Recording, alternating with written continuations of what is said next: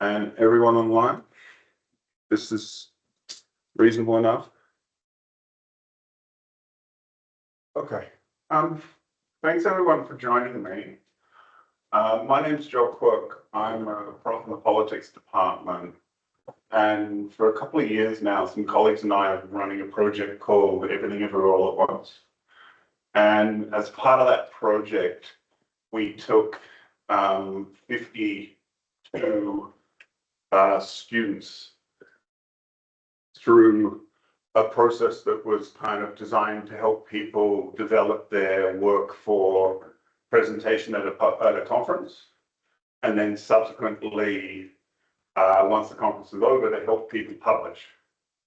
And as part of that process, it's become increasingly evident to me that this is not something we can kind of run once, but it's something we probably need to run regularly, because there's a lot of people who are seeking to publish their work and not necessarily a lot of structured guidance about how to do that. So this presentation is going to summarize some of the work we did from abstract to publication in the early iterations of the project. But unlike that version, in this presentation, I'm going to talk about two things and not one. So the first part of my remarks are going to be focused upon publishing articles. And the second part of my remarks, which is not something I've done previously, at least here at WITS, is to talk you through publishing books. And before I kind of get into that, I'm also going to briefly talk about predatory publishing. But I don't anticipate that I'm going to spend a huge amount of time on that, but I am going to briefly give you some overviews. There's 2 points I want to make before I kind of jump into it. The first is, I anticipate that some of what I'm going to say today is going to be a little bit confronting for some of you. It's going to be a really big information dump, right? It's like, here's a shitload of things that you need to think about when it comes to publishing. And I can't really get around that. I just want to give you an overview. But in terms of setting level, I just kind of want to make sure that all of you understand that I'm not talking about doing one thing. I'm talking about doing a whole bunch of little things that collectively amount to one thing, if that makes sense. So I'm not, sorry, just give me a sec. I think there's a few people in the lobby and I need to let them in. Okay, all right. Okay, so please don't get discouraged or confronted by all of it. What I would instead invite you to do is think about it as taking away the bits you need for now, right? The things that are most relevant in your current context. And if there's other things I say that kind of go, oh shit, that looks a bit too hard or a little bit too big, I hope it's useful that you know about them. And this is being recorded, so there's a record if you want to come back to them later. But I think you want to be a la carte here. Pick the bits you want, kind of feel interested in the things that you might not have time for now. And then finally, you've got to treat this as a marathon and not a sprint. So lots of people want to publish their work, and the idea of publishing is incredibly attractive to people. But at the same time, there's a set of unreasonable expectations regarding how quickly this process might take. So let me give you a couple of examples about how long some of this stuff can take. I finished my PhD dissertation in 2007. The book based on that PhD dissertation was published in 2012. So it took me 5 years to publish my PhD dissertation as a book. The most recent book I published which was an edited collection looking at research methods. I'm going to talk about it a little bit. That collection was published in 2023, and it was based upon a conference that we held here in this very room in 2018. So these things take a long time, and books take a lot longer than articles. But if you're kind of expecting instant gratification in this process, I really need you to temper your expectations. That's not to say, of course, that some people just get kind of blessed by the gods.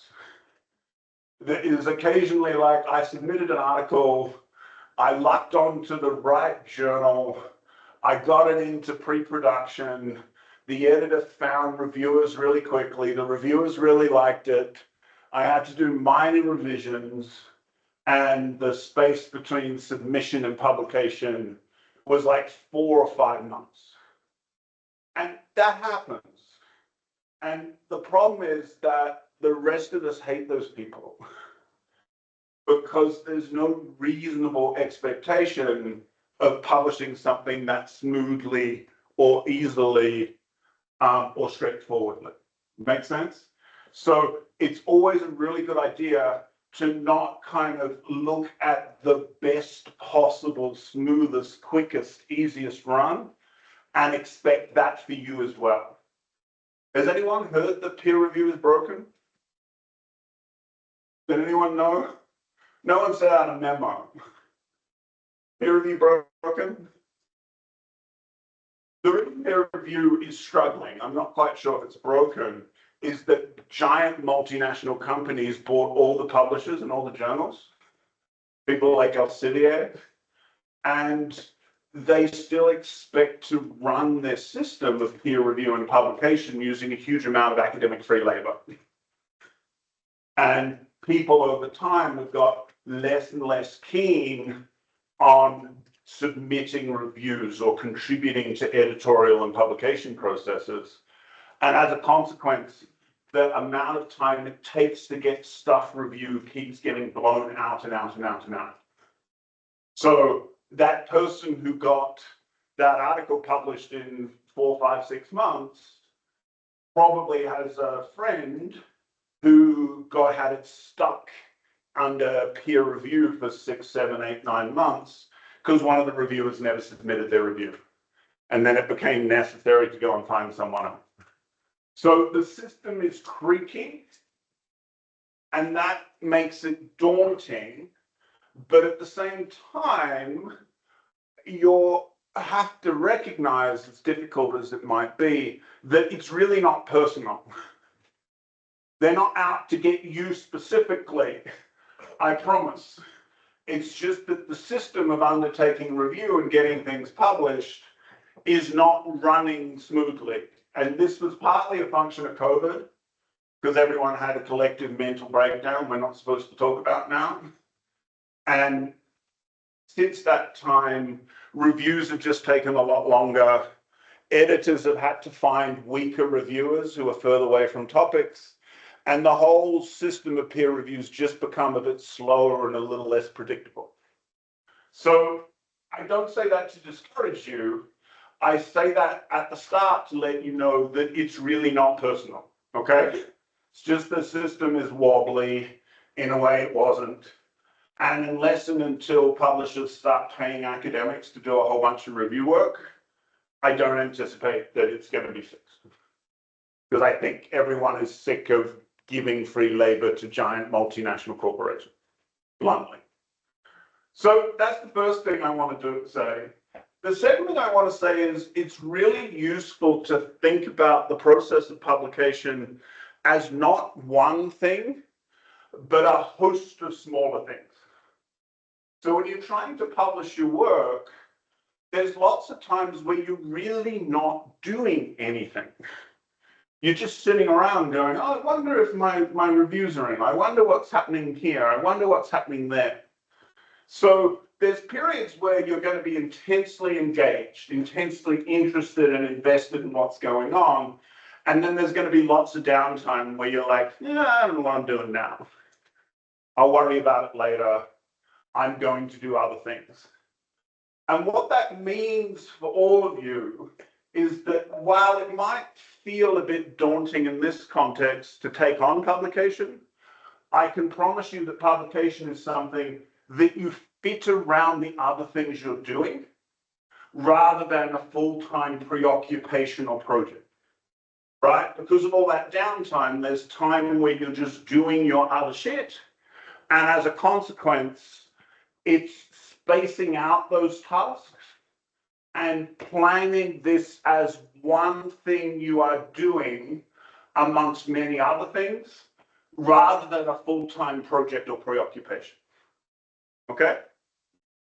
And then finally, all of you who've done or are doing dissertations should have and be confident in having a lot of valuable material and insight and expertise that you can bring to trying to publish your work. And that's because all of you as postgraduate students should be doing primary original research of some form or another, right? Fieldwork, archives, interviews, social media analysis, legal documentation, whatever your research proposal said in your methods section about how you're going to generate new sources of evidence is where you start when it comes to looking to publish, okay? So all of you should have something valuable to contribute, and those of you that have done field work or archives or interviews are looking at a core of original research. And that's important because what happens with publication is that you get asked, what are you bringing that hasn't already been done? What are you doing that's not already out there? What is the value added component of the contribution you're seeking to make by publishing some of your research? And here, I would hope that all of you go, well, there's this mountain of evidence that I collected doing my dissertation, right? There's this reservoir of shit that I know that hasn't been done by someone else, and this is going to be the core of the contribution I want to make in developing my work. That doesn't mean you have to have field work. You can still contribute by doing an evaluation of something new, by comparing cases that haven't been compared before, by critiquing what existing authors and arguments have to say and giving your spin or shine on some new perspective or position. But the key element of publication is, where am I seeking to add value, and on what basis am I pitching or making a case for publication? Okay, so that's what I'm going to walk you through. Before I kind of jump in, can I just get a sense, are there any questions or issues that have already come to mind? Or are there things that people would like to ensure that I'm going to cover as we go along? Questions, please. Yeah, of course. Yes. Yeah, so evidence is qualitative, evidence is quantitative, evidence can be observation, evidence can be autoethnography. Here's how I experience something. Evidence comes in so many shades, it's hard to capture them all. But what you want to do is you want to go, I need to be me, right? I need to play to the strengths I have as a scholar, as a researcher. I need to understand the discipline I'm embedded in and what that might say in terms of how I might structure my work. So evidence is going to be a million different things. And I should have prefaced this, I should have said this earlier. What I say, I think, is broadly applicable. But I would keep in mind that my core areas of expertise are politics, international relations, anthropology, and social legal studies. So they're the things that I do most of. And what I'm going to be drawing on in this presentation is going to be my experience trying to publish my stuff, and also my experience helping other people to publish their stuff. Okay? Other questions or things you want me to cover? Please.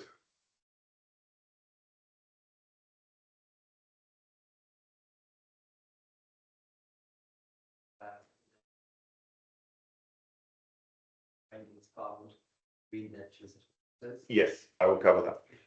I'll definitely cover that. But also to add that it's actually specifically about methodology. That for some articles you see that it's not sexually explicit, but for others it's more narrative based. Yeah, I'm only going to be able to briefly do that, because if I do that, I have to take 20 minutes and I don't have time. But I am happy to speak to it broadly, and then I could probably do some follow-up. This is going to be the 10,000 feet view version of this. And there's some things I'm just not going to be able to have enough time for, to be honest, and that might be one of them. Are you going to cover an aspect of sending in a proposal for an academic article? Yes, definitely. Thank you. All right. So let's jump in. Leah, are you just looking online? Have I got anything there? Okay. So let's start with the article version of this. Right? Let's have a think about how an article might be published and what it might look like. Now, your level will determine your approach here to some extent. Okay? So if you're a master's student or has done or is looking to publish in the future an MA dissertation, your challenge is going to be that the word count for an article is too short. Okay? So most articles will be somewhere between 7,000 and 9,000 words, and that includes footnotes. So it's substantially shorter than your existing master's dissertation, which is something like 20 to 25 or thereabouts. This is not an impediment, I promise you. There is a tendency to go, oh shit, can I get some words? Can I please have some more words? Do they really mean it when they say it's capped at 9,000? I'm really sorry to say it is capped at 9,000. You can't negotiate with this process. There's a few journals that will give you kind of 10 or 12,000 words. And if you're in the legal profession, you could publish like 30,000 words in an article. But if you're not in law, you don't have that luxury. So an article is going to be shorter than your dissertation.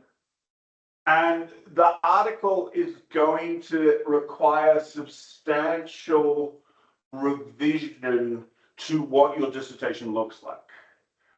And this is partly because while all dissertations don't look alike, there's certain things that mark a dissertation in terms of professional conventions that need to be removed and reconfigured in order to publish an article. The first and most obvious, and I hate this in general anyway, no one should be looking to publish an article that goes 2.23, 2.24, 2.25. But dissertations often look like that, right? They're scaffolding with a million different subheads. So the first thing you're looking to do is, if you're publishing an academic article, is you have to change the scaffolding of the argument. And what that means is you take the 2.21, 2.23, just get rid of the numbers completely. They're not expected. And you're looking to consolidate your work into maybe 3, maybe 4, at most 5 subheads. Okay? So articles are organized into subheadings. They are not organized into 10, 15, 25, 30 subheadings. You have a few. And modern dissertations, as they become more technocratic, have tended to have a million different headings, brackets. You just get rid of that. You need to write it as prose, an article is not a report. Make sense? So that's the first move you've got to make. You've got to consolidate and organize. I would be thinking in terms of 3 to 4 sections. And I would be thinking in terms of roughly 1/3 literature to 2/3 empirical research. So you still have to kind of pour libations for the ancestors within academic articles. People are still expecting you to engage with the existing literature. But, and this is the crucial point, you got to do that shit super, super fast.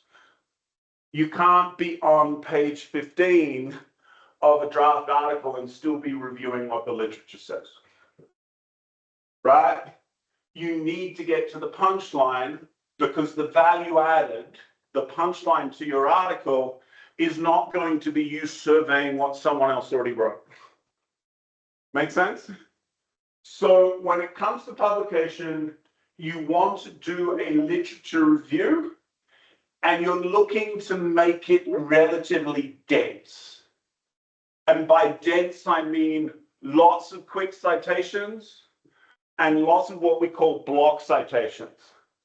You look at an article, it goes, the existing literature on gender mainstreaming says X, brackets. Here's 4 people who wrote about this, close brackets. More recently, comma, scholars have focused on Y, brackets, close brackets, move on. So your literature review is doing 2 things. Firstly, it's demonstrating to a reviewer that you've understood what's already out there, right? You've got some sense of the existing state of play, and reviewers are often looking for a sense that you're up to date with the conversation that's taking place. So if you have a very few citations and they're all from the 90s, you can anticipate that the reviewer will go, you probably need to say more about recent debates. Reviewers could also go, oh, you really need to cite my stuff. And that will annoy the shit out of you. It annoys the shit out of everyone else. One of the games you often play with reviewers is try and guess the reviewer. But you still have to follow. You still, if a reviewer says you should cite X, Y, and Z, you pretty much have to cite X, Y, and Z, even if you suspect they just engage in ego gratification and inflation on their part. So the literature review is the beginning of the article. The literature review is disciplinary specific, right? So if you're an anthropologist, you would expect the majority of the literature you're engaging in the literature review to come from anthropology broadly conceived. You're a political scientist like me, you would expect to be mostly but not entirely engaged in what peers and colleagues have written within this particular field. Now, the reason for that is journals have disciplinary identities. They understand themselves as anthropology journals or sociology journals. They also understand themselves as interdisciplinary, and I'll get to that in a sec. But in a lot of cases, the reviewer pull from the journal comes from the discipline from which the journal is situated. So you cite the anthropology literature because it's likely but not certain you're going to get anthropologists in your reviewable. Make sense? So you've got to kind of pour one out for the ancestors. You've got to do it quickly. And then you come to the value-added proposition. What do I add in terms of evidence and argument that is not already out there? So your literature review is not a passive exercise. You're not simply describing what other people wrote as if you had no skin in the game, right? As if you're like, oh, I'm just saying what everyone else said. I've done that. I'm now going to talk about what I've done. You need to be actively positioning yourself within the literature. So by the time your literature is over, you have a sense of where you think the literature is limited or lost or insufficient, and that becomes the basis of the contribution you seek to make in the next 2/3. Make sense?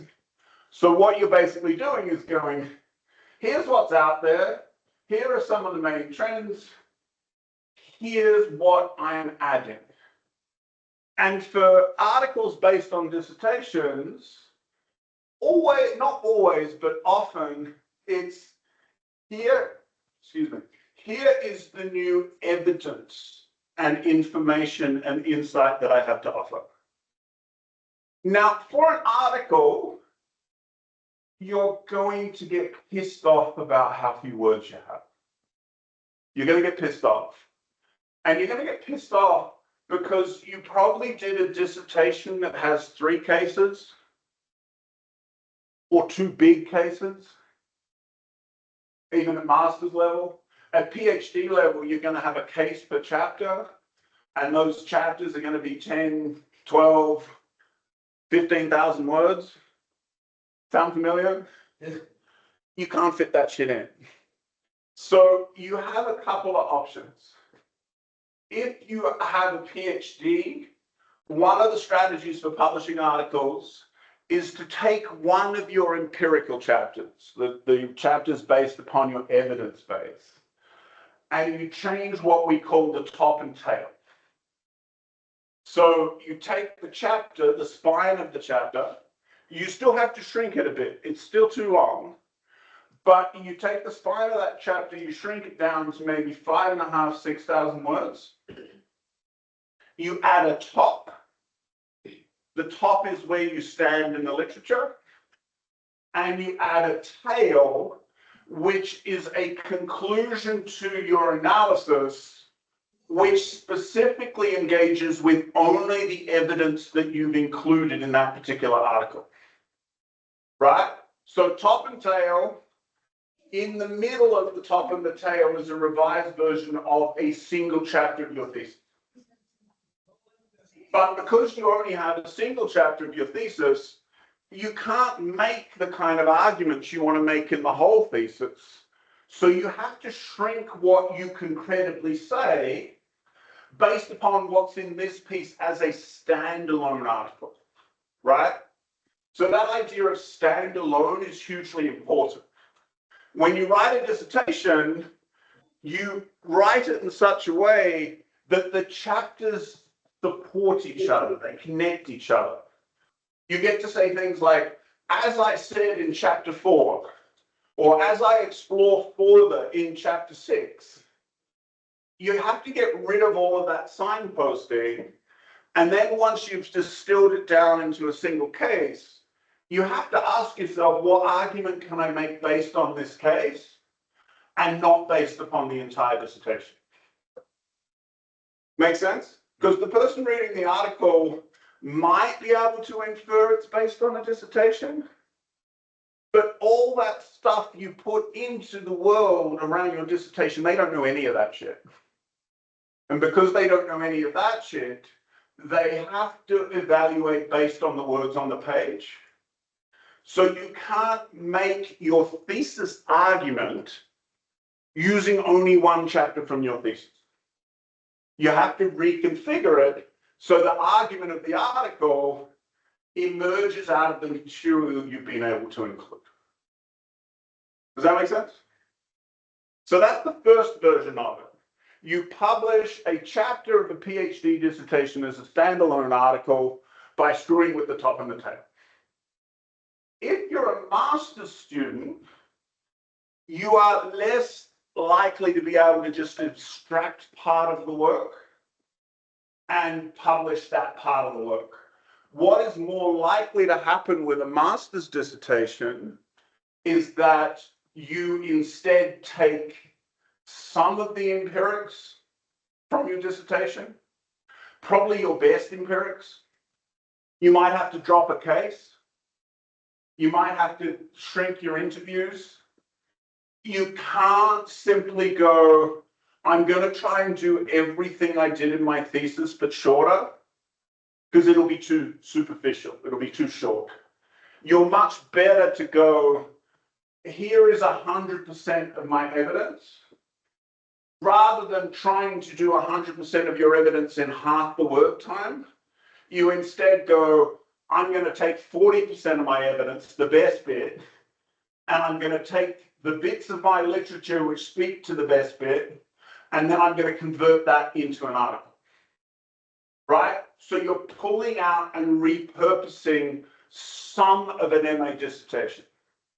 Most people cannot publish multiple articles off an MA dissertation. You basically end up cannibalizing the content. And by cannibalizing the content, you're basically left with not enough left to do a second one, right? So most MA dissertations are one published article and no more. Am I reading? Or just opening them up?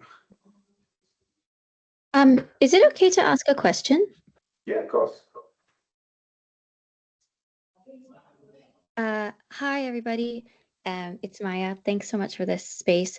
I want to say first off, please feel free to say that you said this already at the beginning. I had to come a little late from a meeting that ran over.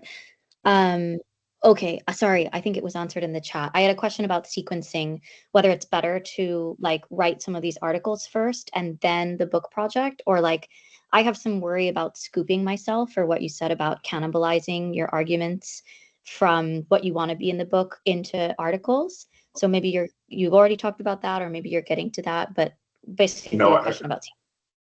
Sorry, yeah. No, hey man, I definitely will deal with that. Good academic publishers don't want you to publish 2/3 of your dissertation that becomes a book as articles and then try and publish a book. So the top academic publishers will basically ask you how much of it's been published before, and they'll have thresholds, particularly if you're a first-time book author. They're not going to want to publish a book if 60% of the book has already been published as articles. So when I published my PhD thesis book, I had published an early version of chapter 9 as an article. I did the top and tail thing. And I had published an overview of the entire argument of the thesis in a human rights journal that had a super large word count. So I managed to publish a 22,000 word overview article, which is not something that most people get away with.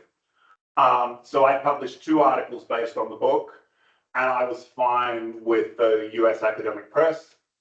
But if I published 3 chapters, they probably would have spiked it. So different publishers are going to have different thresholds. But you definitely can't publish every chapter in your PhD thesis and then turn around and publish the book. It's just a little bit rude. And in lots of ways, you want people to read the book as a book and not simply go, oh shit, I already read the article, I'm not going to bother with the book. So I'll play around with that a little bit more. Okay, so Thank you. That's so helpful. you need to know what your contribution is. There's one more? Yeah.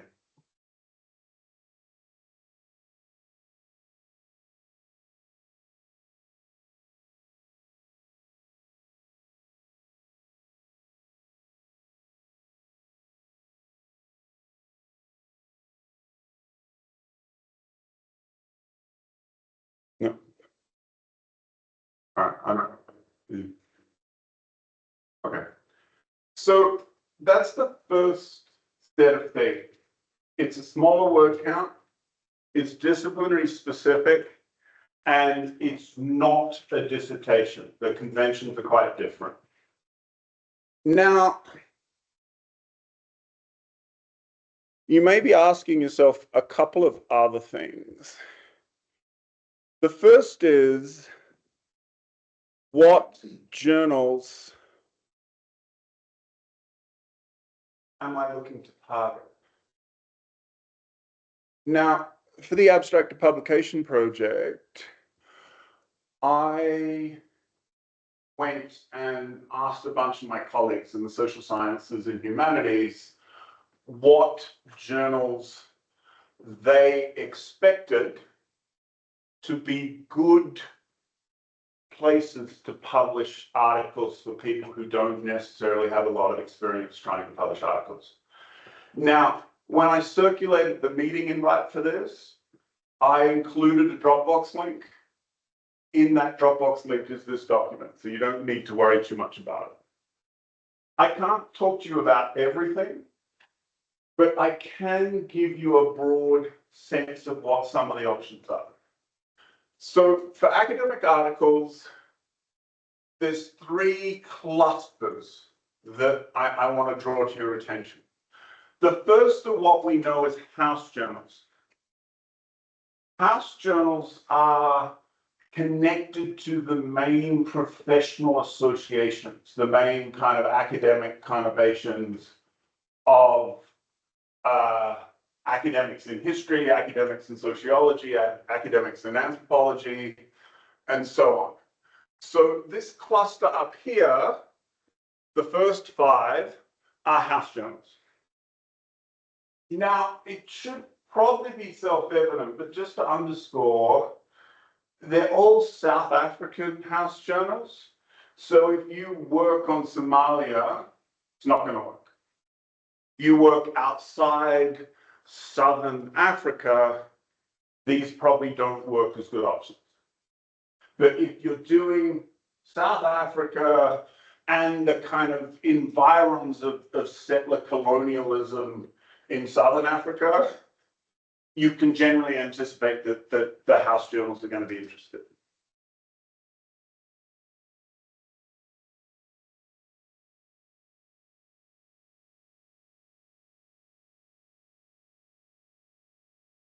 Not at all. I mean, if you're worried your thesis contains a whole bunch of stuff that you don't want to get stepped on, you can request through your supervisor an embargo on its publication online. They don't always adhere to the embargoes, but you can definitely go, I have original research, I don't want to get stepped on, so I would appreciate it if it didn't go up for 5 years. I'm not sure you can get more than 5 years. Occasionally in the sciences, you get lifetime embargoes, and that's because the sciences have all these incestuous corporate relationships with corporations, and the corporations don't want information about their products and findings and shit they want to make money from out in the world. So those ones can be embargoed for a long time. But in the humanities, I think you've got at most 5 years, probably 3, but that should be enough. The fact that it's online does not matter at all. People don't count that as a publication in the way publications are understood. All right, so we have the house journals. All of them run at roughly 9,000 words. How do I know they run at 9,000 words? I'll show you in a sec. But every journal that exists online, on the left-hand side in the column on journal information, when you click on it, will have a thing called instructions for contributors. And the instructions for contributors, if you go down to maybe the 3rd paragraph, will have a word count. And whatever that word count is whatever the word count will be. You cannot negotiate with these people. They're not interested in special pleading for extra words. They may be slightly interested in having the word count go up a bit as you're revising. So the revised version, you might get an extra 5 to 1,000 words, but the original submission has to be under the cap. All right, so they are the house journals. The next cluster are the interdisciplinary journals. And interdisciplinary journals are good if you don't have a home. You don't have a single discipline if you're split across a few different disciplines. You're doing things like gender, or you're doing things like human rights, or you're doing things like development. Like development doesn't have a single disciplinary home. Development is in sociology, development's in politics, development's in law. And as a consequence, there are journals that are interested in publishing development that are not house journals. So I've given you two big ones here. Of the two, I would strongly recommend not trying to publish in African Studies Review unless you have something very, very good, because it's run out of the US and is run according to neoliberal US academic logics. I would, however, suggest looking at African studies very seriously as a place to publish. African studies has been hosted at WITS for at least 60 years. It's genuinely interdisciplinary. Its editorial team are based at WITS, and while everyone might have a bad experience at some time, I think the editors of this journal have historically been very keen to publish people like you. So they're a good option. There are other, as we go down my page, examples of South Africa-based and friendly interdisciplinary journals. So Review of African Political Economy, ROAP, you only publish there if you're a Marxist or in sympathy with Marxism. That's their editorial style. Agenda is very good for feminism. Transformation is very good for interdisciplinary, and so on and so forth. Now, I can't do justice to all of this.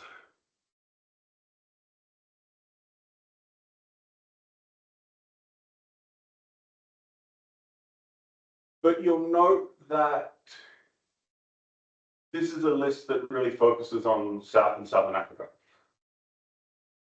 There's hundreds, probably thousands of journals in the world. I've given you a list that is South and Southern Africa.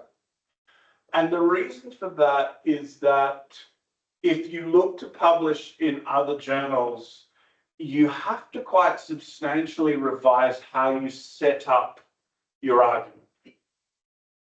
So there's house journals for politics in Britain, there's house journals for politics in Europe and the US. The global north dominates academic publishing, as I'm sure we already know. If you look to publish at one of those global normal journals, you have to reconfigure how you set the argument up. And what it means is setting up South and Southern Africa as a case which contributes to a global conversation. Right? So here, experiences in South and Southern Africa help to speak to or contribute to larger debates that are taking place within the global academy and not simply the South African or Southern African academy. So the orientation changes based on where the journal's based. As South African journals go like, interesting shit is happening in South Africa. The journal's fine with that. If you want to do a global journal, it goes, interesting shit is happening in South Africa, and this matters to larger debates because. Right? The framing changes. So I'm not going to say one is better or one is worse, but what happens with journals is that if you submit a good article to the wrong journal, you're going to get a fairly harsh treatment. And that's because you don't have a thematic match between what you're doing and what the journal wants. And that's super hard to know if you don't have a lot of expertise. And it can be super discouraging. You get what we know as a desk reject. A desk reject is when a managing editor, a commissioning editor gets an article and decides not to send it out to review. So it gets rejected from the editorial desk before it gets to the peer review process. Now, this has happened to me I don't know, at least 10 times. And it always sucks. And it always sucks. You're like, fuck, you didn't even read this thing. You didn't go to a reviewer for a reviewer to read it carefully. The managing editor just spat it. It's not the worst thing in the world. Firstly, you get it back so you can send it somewhere else. You don't have to wait for 3, 4, 5 months for the reviews to come in and for it to be rejected again. So you're not allowed to submit the same article to multiple journals at the same time. You can with book proposals.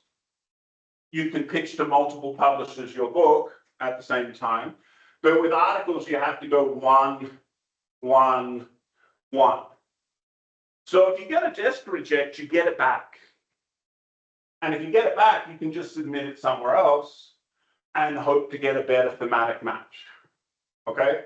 So a desk reject is often not because your work is shit, but because what you're doing and what they want don't align.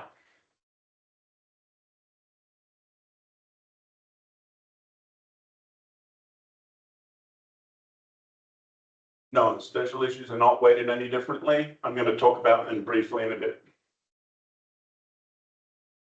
All right, so that's the different articles.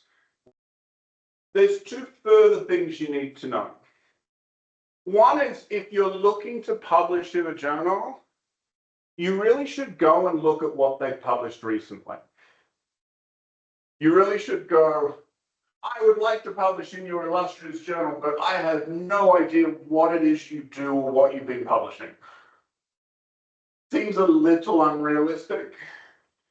So once you think you've got a journal in mind, you should go and have a look at their recent publications. And the reason this matters is commissioning editors probably were responsible for getting those articles published. So when you submit, they already have those articles in mind and where you might fit.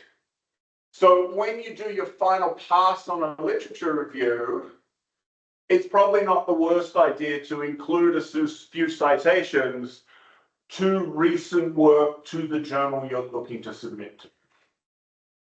Okay? So that's the list. I can't do more than that now. I just want to show you a couple more things. So International Feminist Journal of Politics, global journal. Click, submit an article, go to submission site. You have to read that. Instructions for authors. So every single journal you're going to want to publish at is going to have a line that says instructions for journals. The other thing you have to look at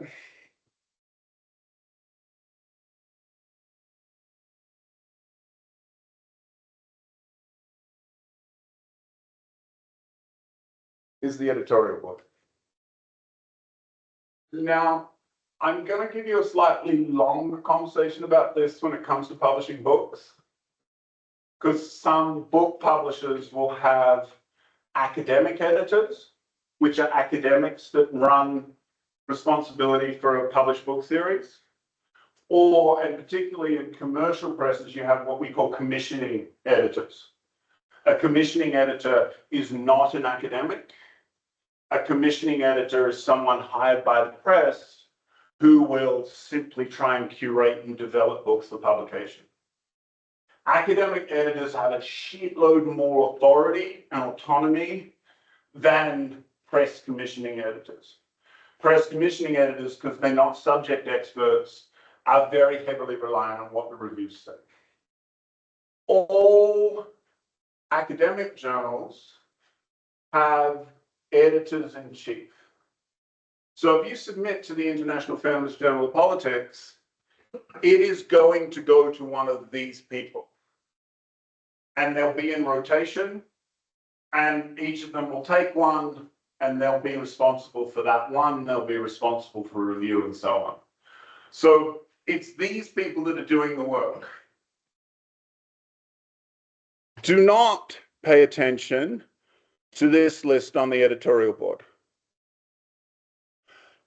All the people on that list are doing fuck all. They are there for the applause. I'm on the editorial board of a bunch of journals. I get invited to dinner at conferences kind of once every couple of years. I do slightly more reviews for them than I might for other journals, but bluntly, the editorial board has very little direct authority over what the journal's doing. Some very esteemed professors probably don't even know they're on the board. So the editorial board does not matter. The editor-in-chief matters a huge amount. All right. Okay, so this is the South African Historical Journal. Same basic format. This is the South African House History Journal. Submit an article. Instruction for authors. Always check the instruction for authors. There's no point submitting if you haven't looked at this and got a sense of what they're doing. And again, the broader editorial board doesn't matter very much, but these two matter a huge amount. And one of the reasons I picked this is one of the editors of this journal is Laura Phillips of Wiser.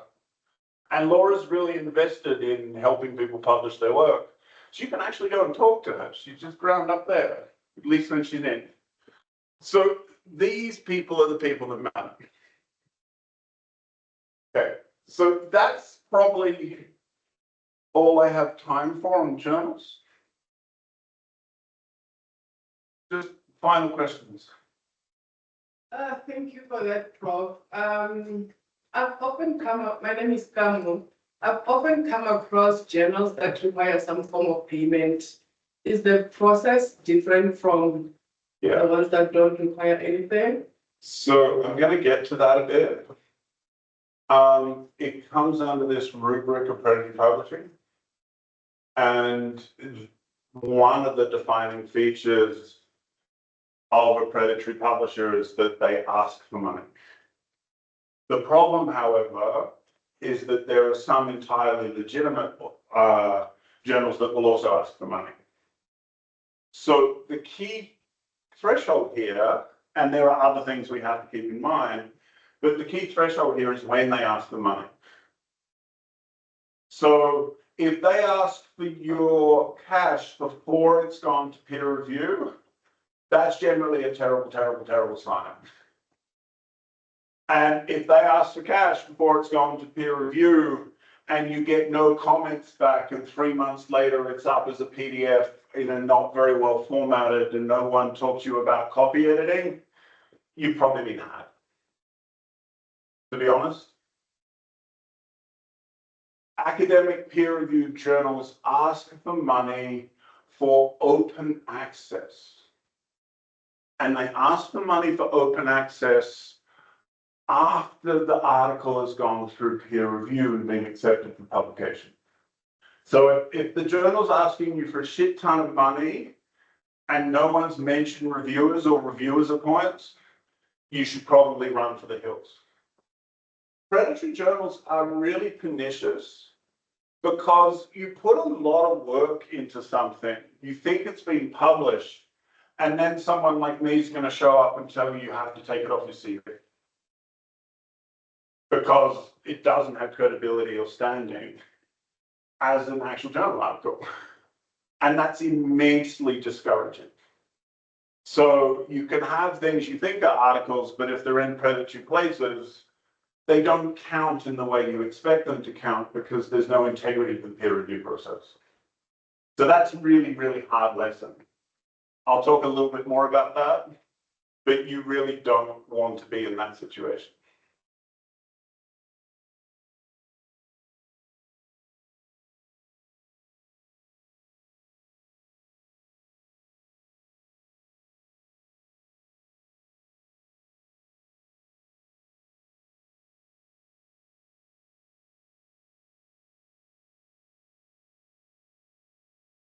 Yeah, that's fine. We're gonna put it up on our YouTube channel, so there'll be a recording forever.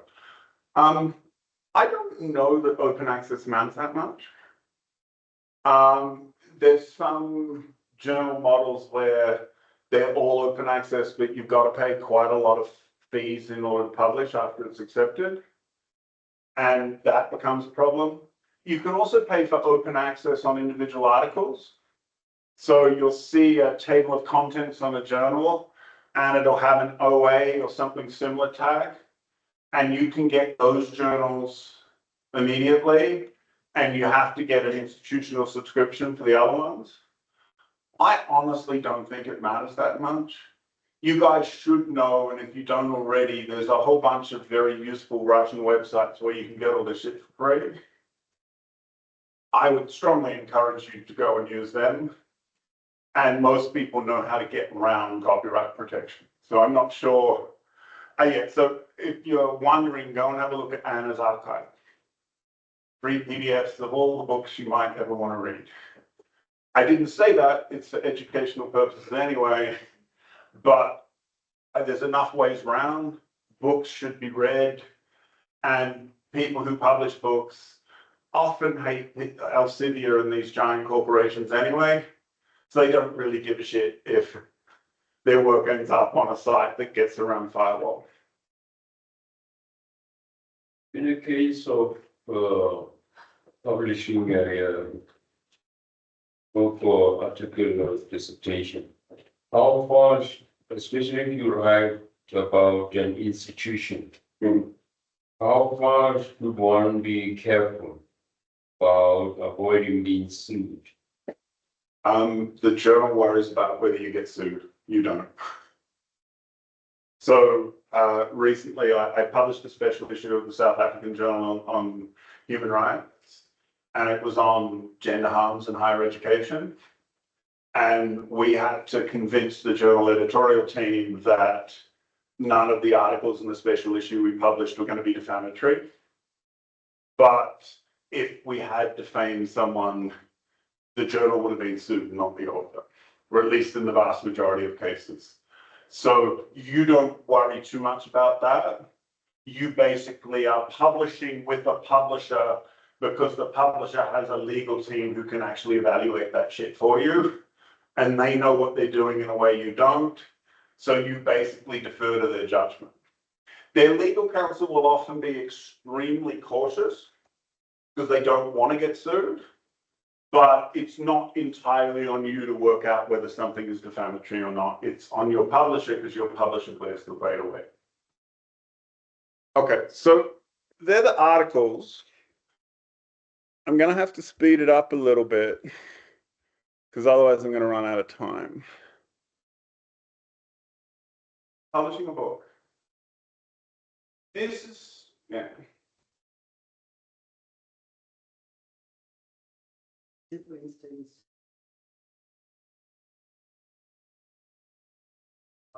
managing not to plan in the registration, if you publish a journal to publish that, with that having you. Vince wants you to publish your shit. Like A, they get subsidy from the government when things are published, and B, like they're not trying to stop you. So in most cases, it's understood that you own the intellectual copyright. Vince doesn't. It's your work. So Vince actually has very little control over how you publish dissertations once they've been submitted. So yeah, Vince is not going, Vince can't stop you, at least in the vast majority of cases. And B, Vince just wants you to publish because it makes the university look good and we go up all those rankings and other stupid things.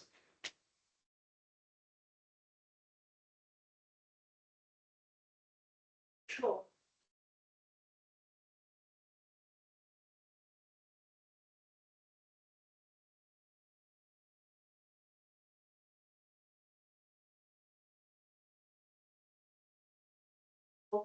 But now that some of these threats, Yeah. they any Okay, so I how do I deal with that? That's a hard one for me to address briefly. But maybe let me just give you the very top lines, if that's all right. So all publications in South Africa that are published in what we know as accredited journals. So these are DHAT accredited journals. You can go on the DHAT site and they'll find a list of things that are accredited. They actually accredited a couple of predatory publishers, which I thought was really stupid. But they did nonetheless. So all publications to those journals are eligible for what we call subsidy. And the South African government pays universities like Wits certain amounts of money for units of publication. Units of publication are allocated using complicated formulas I don't have time to get into. But the short version is articles count more than chapters, and books count as like 6 or 7 units relative to an article, which is generally 1 unit. So books are weighted very, very heavily. A book published by someone with a Wits affiliation is probably worth 800,000 rand to the university, roughly. Now, there's 2 issues with this. One, South African government not known for paying quickly. So getting subsidy out of publications generally takes 12 to 18 months. And then you basically have to talk to your department, because in some departments that goes into a general pool called departmental rank. In other departments, if you ask nicely, or if they're progressive enough to have a policy on that, the money will come back to you personally eventually. But don't expect to get a huge amount. Like an article that you single author publish in an accredited journal, you might get 9 or 10,000 rand. Wits gets more than that. They're top slicing it very heavily. But I mean, in all fairness to them, they're doing it to like pay for libraries and venues and all that shit as well. So you get some. There's no other university system which works like this. I used to work in England, and I'm like, you mean we get paid for publishing? How does that work? So it's not a bad one. You can have those conversations. And it also means you have commercial value to your university if you're publishing.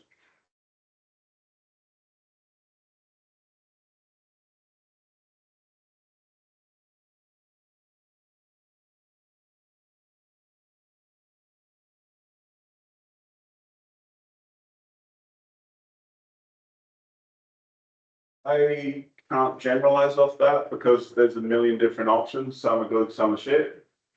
As a general rule, the key threshold is going to be, is there a credible peer review process? There's not a credible peer review process, it's going to be treated differently than if it does. And think tanks are notorious for not paying attention to the back end. So I sometimes publish in Daily Maverick. And when I publish in Daily Maverick, I send it in. Sometimes they don't even acknowledge that they've received the article, and then like 20 minutes later, it's up on the site. They haven't read it, you've got no feedback, they haven't kind of engaged with the substance of this at all. They've just kind of put it through a publication platform and it's out in the world, right? There's no peer review if it's being published 20 minutes later. And a lot of the think tanks are a bit like that. They want to publish fast, they want to publish often. They don't really care about the peer review process. And that means they're not as weighted as heavily. Okay, so I'm going to have to speed up because I want to do books and I'm running out of time. Okay, so books are for PhD theses almost exclusively. I know a couple of people who published masters, but they're often what we call MAs by research. An MA by research is 40 to 45,000 words. You can build up a 45,000 word MA dissertation to a short 60,000 word book, but it's nearly always a PhD. Now, the target word count for a monograph is roughly 90,000 words, including footnotes. You don't want to be 60, 60 is too short. For a first-time author, they're probably not going to want to publish 120, 130,000 words because it's going to cost a lot more to print and therefore it's going to be harder to sell. So it's roughly 90,000 words. And for 90,000 words, it's basically your dissertation, but now the footnotes count towards the word count. So your PhD dissertation with footnotes is likely to be more than 90,000 words. So what that means is you should be treating your PhD dissertation as a first draft of your monograph, but in the vast majority of cases, it's going to take a little while to develop from PhD to submittable book manuscript. So let me tell you a little bit about how that works. Actually, can I just stop? Are there any questions at this juncture? I'm going to talk about proposals. I'm going to talk about peer review. I'm going to talk about dealing with editors. Any questions? Nothing online? Okay. So the book monograph is 90,000 words plus footnotes, and you will be faced with an overwhelming number of publication options.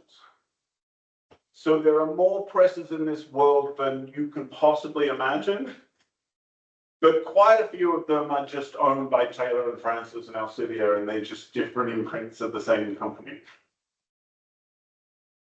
So the biggest distinction that you can draw here is between what we call commercial publishers and academic publishers. Now, academic publishers are commercial publishers, but they call themselves academic publishers because they want to distinguish themselves from those tawdry people who try and make money off publishing. The usual way of distinguishing this is whether there's press in the title.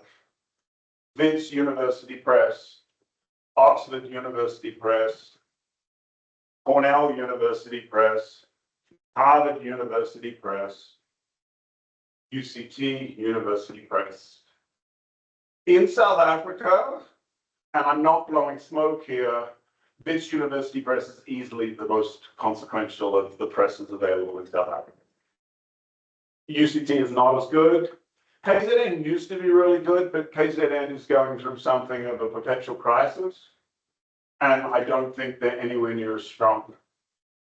So if you're looking to publish with a university press in South Africa, I would strongly encourage you to think of Wits. Most university presses are going to be in the global north, which creates challenges. What do I mean by commercial publisher? In South Africa, the most common commercial publisher is going to be Chicana. Does a very good job publishing books, has a good peer review process. So if you're going to look for South Africa, I'd probably look for Chicana.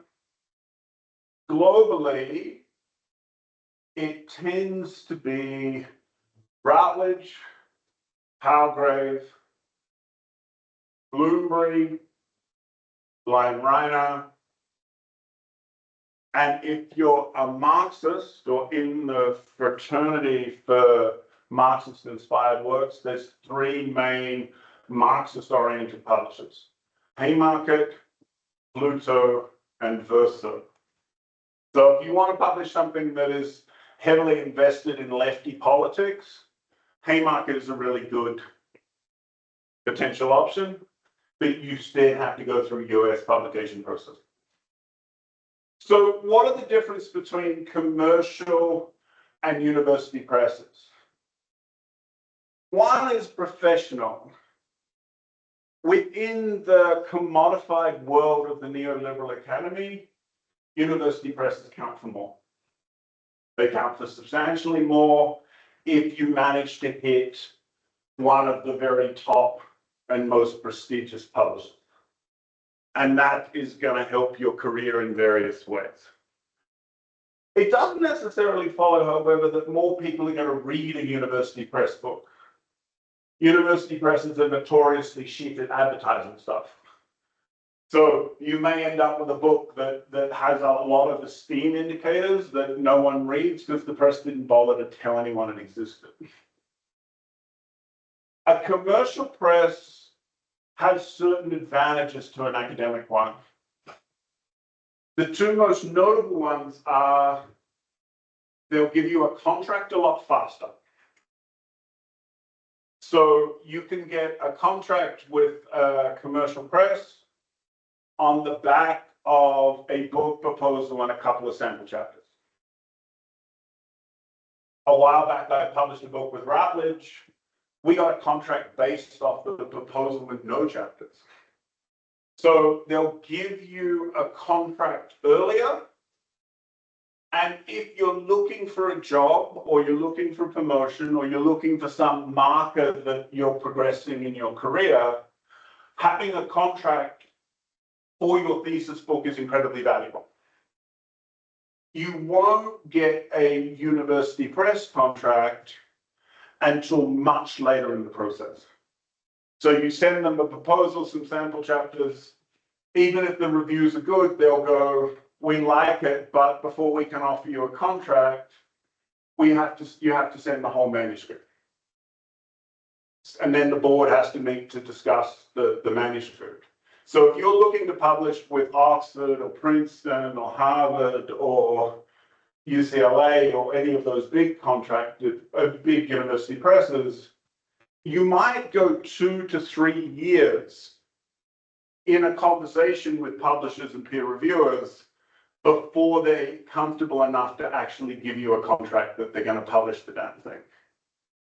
Right? So there's a trade-off. Presses take longer. Review processes are harder for the most part. And you probably won't have a contract in hand until quite late in the game.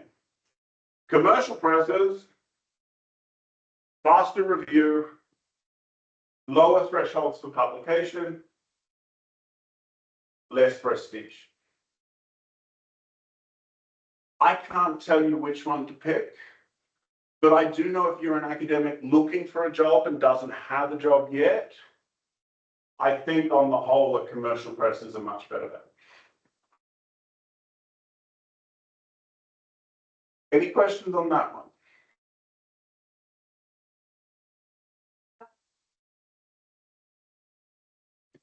Is Zed gone? Zed Publishing from the Sorry, exists? someone's talking. Sorry, someone's talking. Yeah, sorry, room. it's me. Can you hear me? Yeah, go. Is Zed Publishing done? Are they no more? Zed got bought by Bloomberg. Right, okay, cool. Thank you. So Zed used to be New Left Press. And I tried to publish a book with Zed once. I had a meeting with the commissioning editor. It went really well. And I had this thing where I had Zed book proposal in my kind of Word folder, and I was working on it. And then I saw on LinkedIn the commissioning editor was now a freelancer because Zed had been closed down and Bloomsbury had took over. And I didn't want to publish with Bloomsbury, so I gave up. I liked Zed. So Zed doesn't exist. That's helpful. Thank you. So they're no longer, they don't retain any independence within Bloomsbury. There's no like Marxist niche there anymore. Okay, thank you. Maybe publish it. Yeah, because like this case I explained to the scholarship of when we run thing out. But then there's also the hierarchical stuff, and then bureaucratic, having the book come towards such things, buzzings, etc. Okay, so for those of you online who didn't hear that question, it was a question of when to publish the book. I think it's a slightly misleading question because it assumes you have control over that. Right, so when you publish a book, you're in a kind of production schedule and if it's a university press, you're beholden to the next meeting of the editorial board. So it often takes as long as it takes. So you get the reviews in, you write your response letter. If there's not a meeting of the board, it'll sit for 2 or 3 months. And then if it is published, it will sit into whatever their production schedule was. So when I published my thesis book, I missed a publisher deadline that they didn't tell me about to get into their spring catalog. And because I missed that deadline, it took 10 months after I submitted the book to the press for it to be published, because it had to default to their fall catalog, and they didn't tell me. So you don't have a lot of control over this. And I would generally kind of go through all the steps in the process as fast as you can. And then once it's under contract and they're asking you for proofs, you might play with the schedule on the back end. But until it's absolutely certain it's going to happen, you can't really finesse that, if that makes sense. So yeah, it will probably happen as fast as the publisher lets it happen, rather than be something you have control over. Okay, so we have global versus local. We also have issues associated with editors. So, okay. In the Dropbox folder, I included a whole bunch of templates. And there's multiple types of templates. The one template is a advice on how to put a book proposal together. There are things I took from publishers which tell you what a proposal is supposed to look like. I also gave you templates for peer review, which are, this is what a peer reviewer gets when they get your manuscript. Both of these need to be in symmetry with each other. Now, this is the Oxford Studies in African Politics and International Relations. This is a very good option if you've got a good ethnographically rich PhD you're looking to publish. Now, the people who matter here are the series editors, Nick Cheeseman, Peace, Ricardo. They are the people who make the most decisions over your project. They pick the reviewers. They are the foundation around which the rest of the edifice gets built. If you were going to publish or seek to publish with this series, you email the editors. You work on an email, it's not too long, it's 2 paragraphs at most. Hi, my name is X. I'm writing to inquire about the prospect of publishing a monograph in your series. Here is my 3-line pitch for what my book is on. I'm writing to ask if you think like this is something you might want, and if there's anything that I might need to take in account of when submitting a manuscript. Now, an editor will always tell you to submit. It costs them nothing. While you're talking to editors and there's not a manuscript on the table, they will be enthusiastic, they will be constructive. Don't take for them going, yeah, please send us a manuscript as a sign they're deeply interested. They tell everyone to submit a manuscript. But you want to still email the editor before you do anything else, because they're going to tell you to submit a manuscript.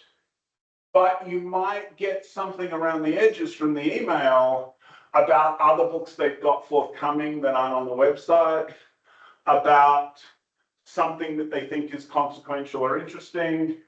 So you might get a few teasers or tasters in terms of what the editor's thinking about your project from that initial email. They will also, or should send you a guide for what the book proposal is supposed to look like. So let me show you that.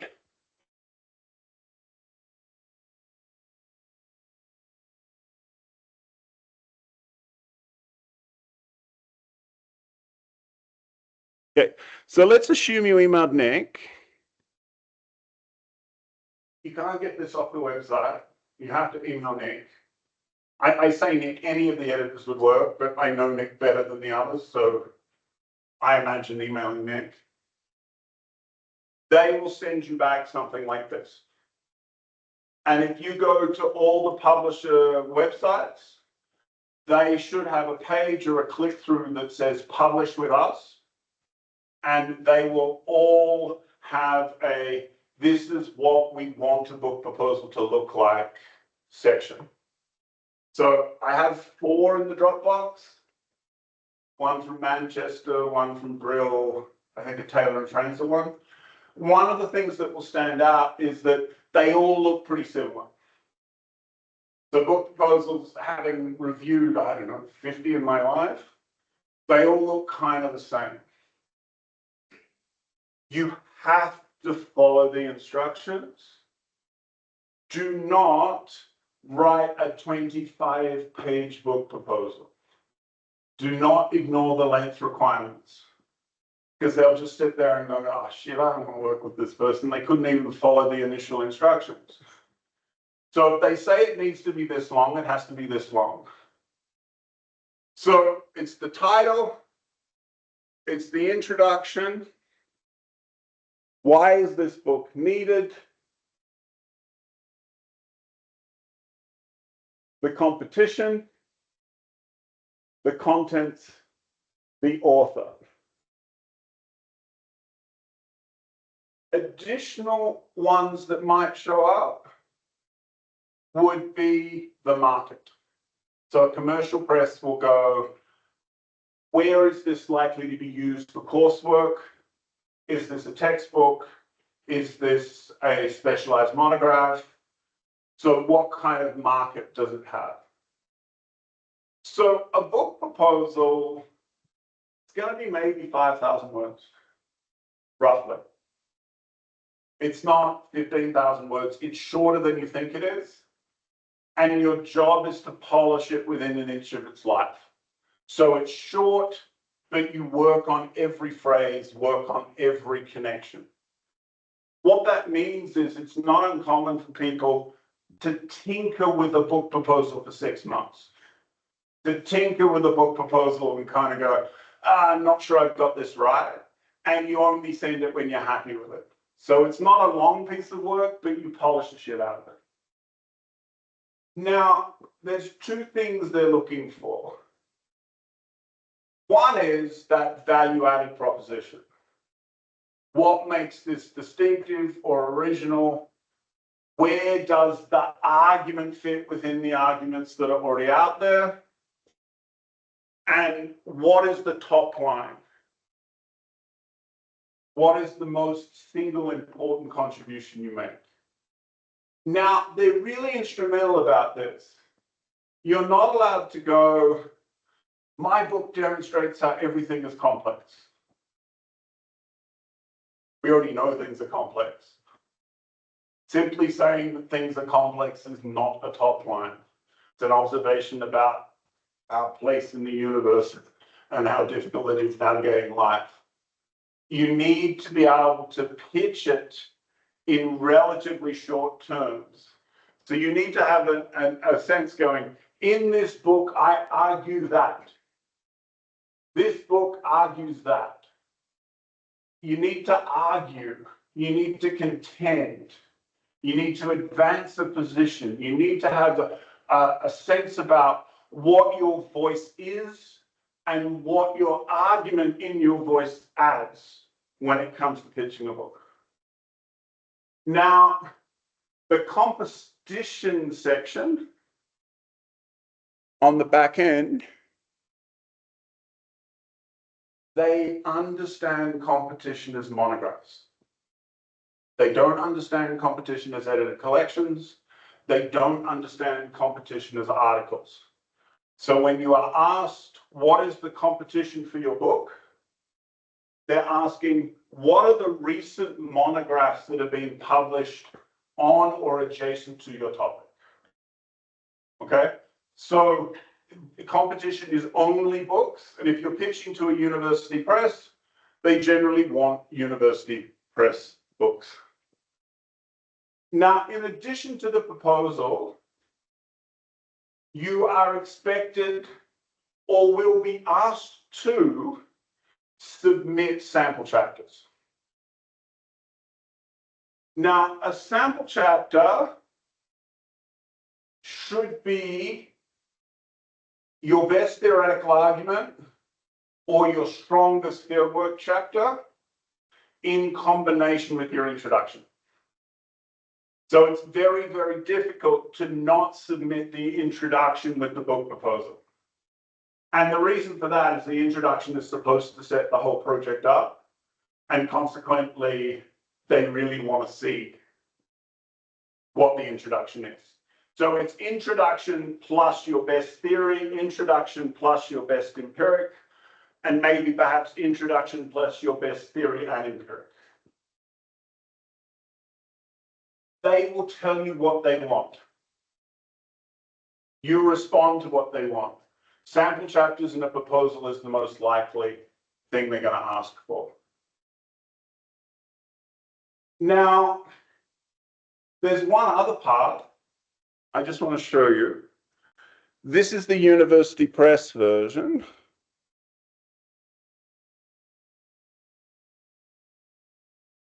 Sorry. Okay. So this is a book one of my postdocs published, Alan Pichoncho. She published with Routledge. It's a really good book. And I include it here because she felt she didn't have time to do a university press, needed the book out. But what was crucial was that she published a book in a book series. There's no academic editor. There was only a commissioning editor. So what that means is instead of an established professor with an academic job, there's someone who's generally a lot younger and who is interested in publishing but is not a subject expert. So this book is published in a series.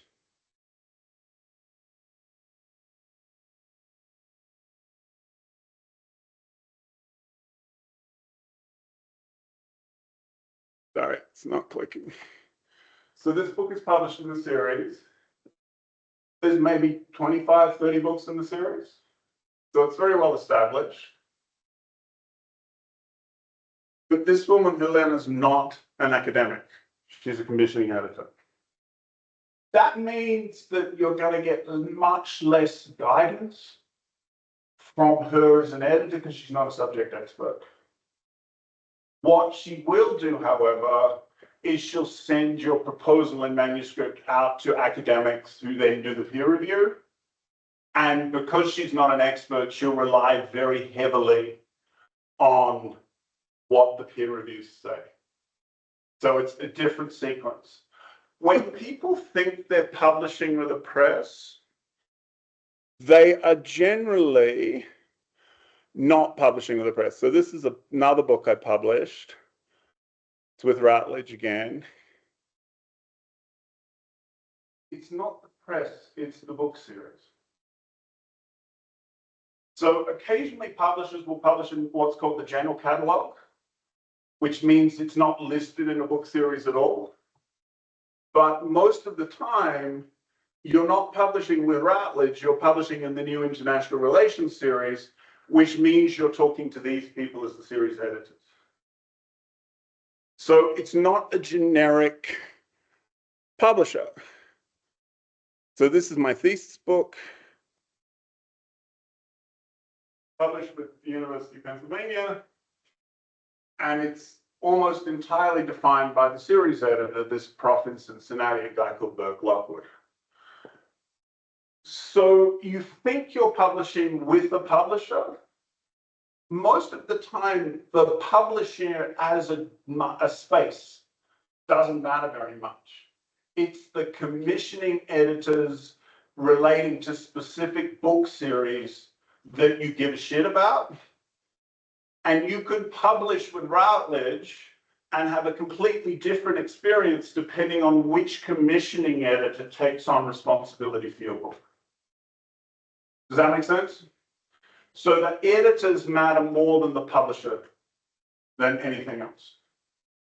So that's part of the sequence. Let me just close the circle.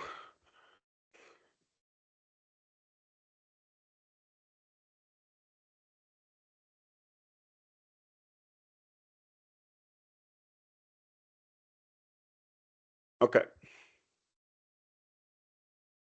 So remember I showed you the Oxford book proposal guidelines? Let's assume that you sent an email, they said, yeah, we want it. You worked your proposal up, you developed your sample chapters. It then does what we call going out for review. Going out for review means that it's been sent to probably 2, and if it's a really good press, maybe 3 or 4 reviewers. Now, you can try and nominate the reviewers. Sometimes the press will go, who do you think would be a good reviewer for this? But most of the time they can't use your list because lots of people say no. So the reviewers will go to someone that the editor thinks has some expertise. But they don't always have expertise. Occasionally you get reviewers who clearly knew absolutely fuck all about the book they were reviewing. And it was probably a favor for a mate. And you just have to live with this. Many years ago, I tried to publish a book with Cambridge, and I got 3 reviews back. 2 said publish, and the 3rd review hated it. And they sent it out to a 4th reviewer, clearly couldn't get a 4th reviewer. It went for 6 months, and then we got like a 2-paragraph review back from someone who didn't know anything about the topic. They'd clearly gone through the Rolodex of all the people who were suitable, started asking unsuitable people, and this person hated our book and we didn't get a contract. And we didn't take it personally. We were very pissed off initially, but we do what you always do when this happens, which is what? Send it to someone else. You just got to pick it up. You've got to go, shit, that didn't work. I'm going to send it to someone else because it is a crapshoot. It is a lottery. Sorry, that.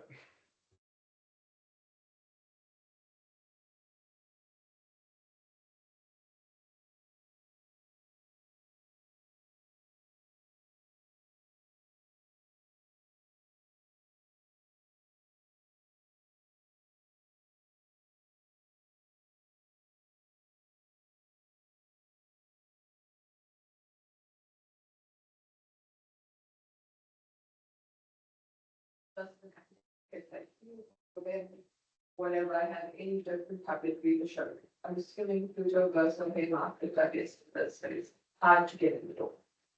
Yes, so there's 2 parts to that, and I don't know if it's a straightforward argument. The first is that there are certain presses who try and publish for a general public audience.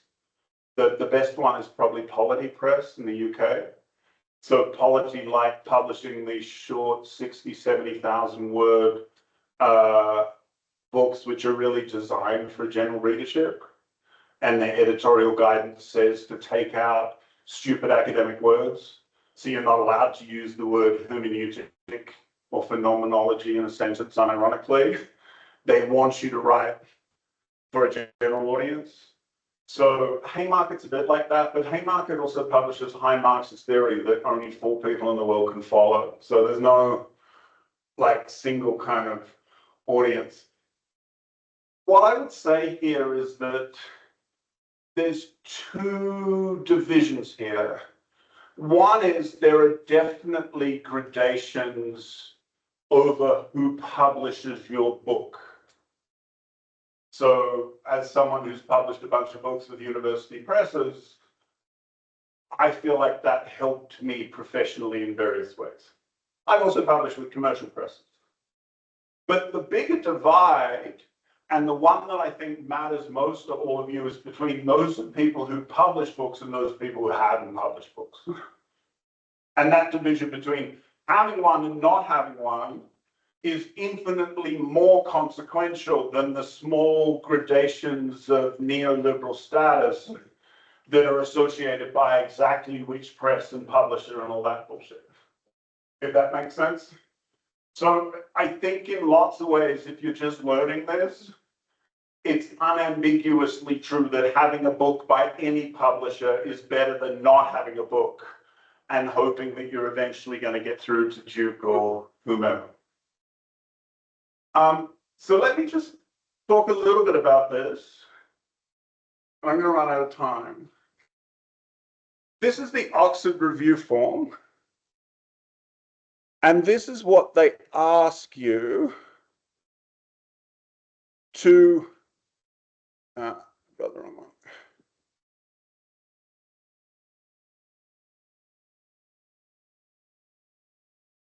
one. Okay, sorry, I'm just going to use this one. This is what they ask you to look at. I did one for Princeton earlier this year. These are what they want you to respond to. Overview, scholarships, presentation, comparable work, final recommendation. Now, I can't show you an actual review because they're confidential, as they should be. But most of the time, it's, do I buy the argument? Does it feel original? And if you say yes to those things, you generally don't care about the other things.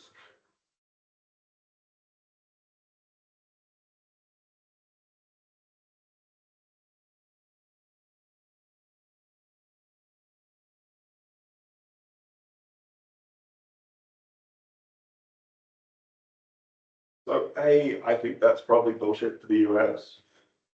I don't think that's true. Like in the US tenure process, it's a book with a university press gets you tenure.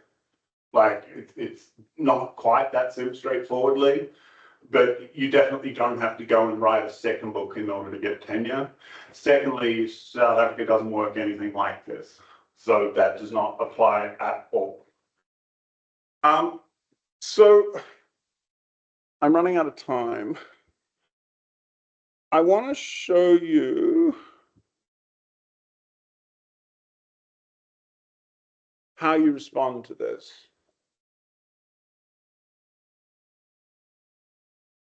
So I wrote this. This is a letter I had to write with some colleagues of mine that responds to the reviews. So reviews, even when they're positive, are never a stamp that says, woohoo, you're in, it's done, no more work. Even reviewers that recommend publishing want something. So this was the most recent letter we wrote.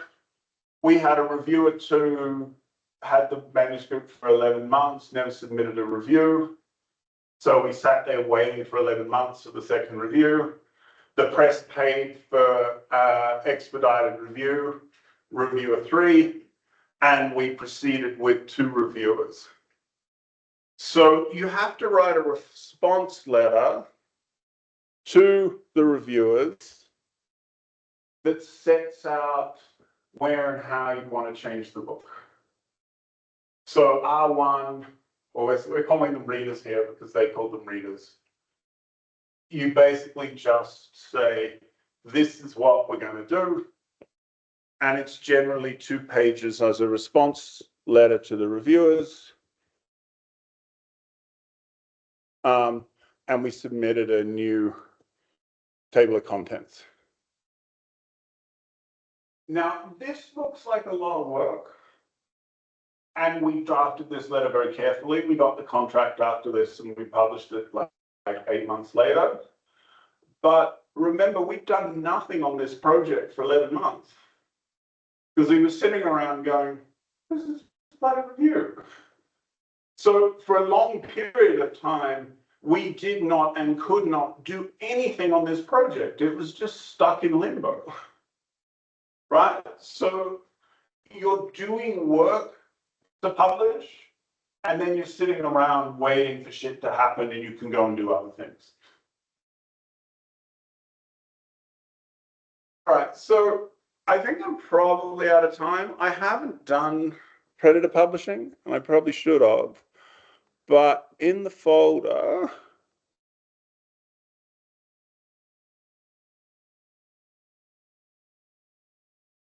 I included 4 information sheets on predatory publishing. What are the defining features of predatory publishing? Short submission, no peer review, minimal information, big payments of money. All of these are a characteristic feature of predatory publishing. You may think it's easy. I can assure you I've seen people taken by stuff who I've had this conversation with, and it's not quite as straightforward as it might seem. There are multiple sites online, and I included a few in the folder that have lists of journals that are okay and lists of journals that are predatory. So if you do your research, you can get beyond that. Okay. Now, I think I probably said everything I can say, and I've noticed that the number of people here have much reduced, which is fine.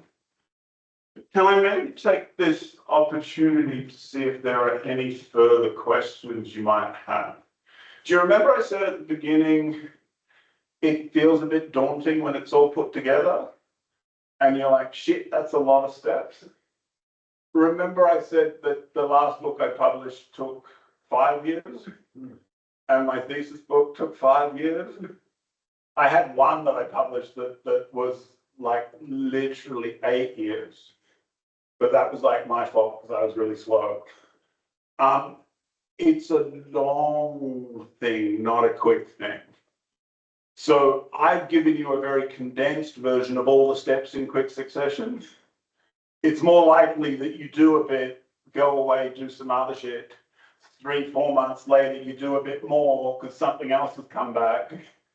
And you're much more measured and progressive in this. I've given you all of it at once. I promise it will not happen all at once like this. Okay, can you just say what you want to say, please? Oh, is that to me? Yep. Sorry, I Hi. can't see everyone. I'm simultaneously presenting and not very well managing. But yeah, please say your This question. is so successfully hybrid. So thank you so much. I really, really appreciate it. Sorry, I have a tendency of asking too many questions and I don't want to take up all the space. I can't see the other questions that people have, but I put some in the chat. I had a question about, you described how your postdoc published without an academic editor, and I was curious if that can potentially be harmful in the job search for a permanent role. I know that there are like very specific processes in some countries like the US around the search for tenure, and I'm not sure what it's like in South Africa or other places. The second question I had was about public readership, like if we want non-academics to also read what we write. I'm assuming. Didn't I address this? I thought I had. I talked about Oh, polity. polity. Oh, okay. I couldn't hear very well at that Yeah. moment. Okay, that's what that was about. Okay, I understand now. So no Okay, more. yeah, No more. so polity's good. I don't worry too much about the other stuff. Books are always better than no books. Worry about that granular stuff. I don't think it's that consequential, to be honest. Thank you Are so there any other?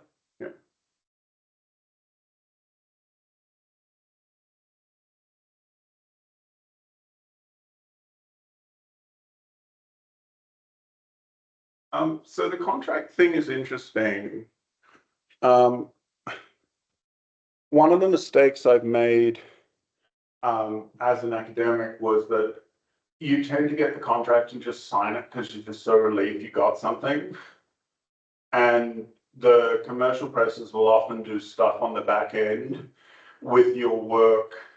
And then you go, oh shit, I signed the rights over for X, Y, and Z, and I didn't know it happened.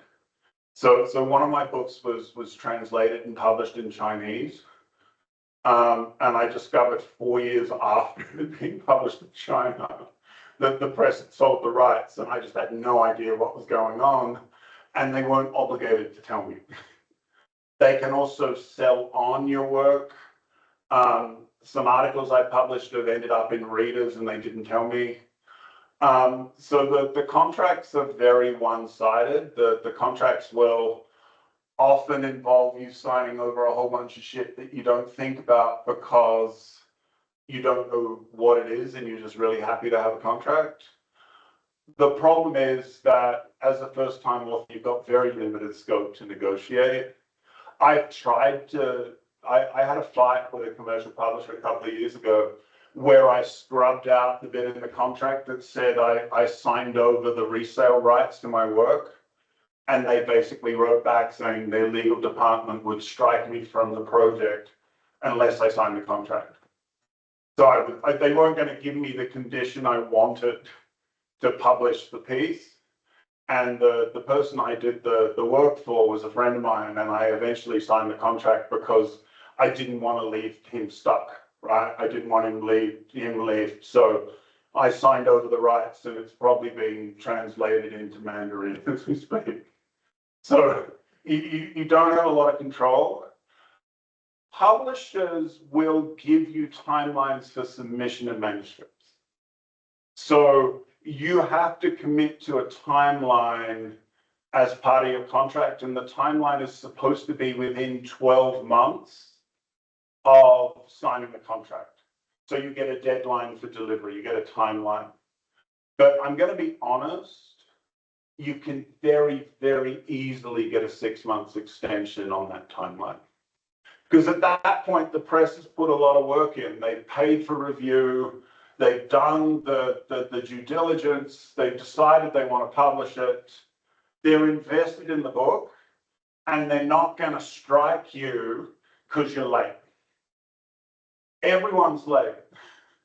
Everyone's always late. So a lot of people will commit to a timeline that they don't think is very realistic, and then they'll email, I tried my best. Can I have 6 more months? Now, if you ask for 6 more months 3 times, they're probably going to get a bit pissed off with you, but you can almost always extend the timeline if the press gives you a deadline for publication.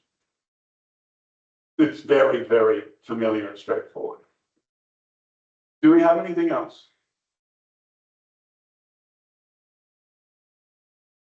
Nothing more online? Okay, I know it was a long one. The weird thing is, like, I only scratched the surface. There's so much more that could be said, but I hope you now feel like you know a lot more about it than you did when we started. One more.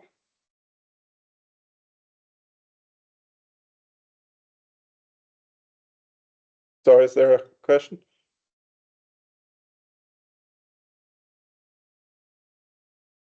Sorry, if there's a question online, I don't know where it is. Okay, on that basis, I think I'm going to conclude. I'm happy enough to talk to people. You've got like more specific queries, but beyond that, I hope that works as a general introduction to publishing that makes it a little bit more knowable, even if it probably feels like quite a lot in terms of the different moving pieces. So I hope it's helpful and have a good day.